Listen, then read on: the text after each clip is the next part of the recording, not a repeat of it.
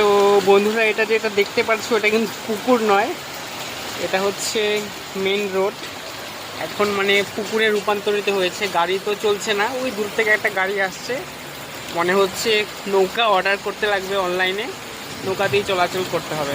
মানে এত বেশি জল হয়েছে, মানে বিগত অনেক বছর আগে এরকম হয়নি। আগে যখন এখানে রাস্তাঘাট কাঁচা ছিল, হাইড্রেন হয়নি, তখন জল হতো অনেক আগে, তাও 5-6 বছর আগে। তো আজকে অনেক দিন পরে আবার এরকম জল দেখা গেল। অ্যাকচুয়ালি হাইড্রেনগুলো ভরে গিয়েছে, সেখান থেকেই জল ওই ছোটো ড্রেন দিয়ে মেন রোডে উঠে গেছে। আর নদী তো অবশ্যই ভরেছে, কিছুক্ষণ আগে আরও বেশি ছিল জল।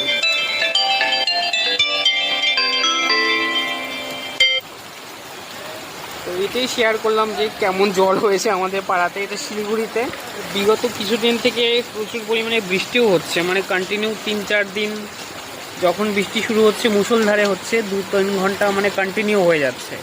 এই কন্টিনিউ বৃষ্টির কারণেই নদীও ভরে গেছে।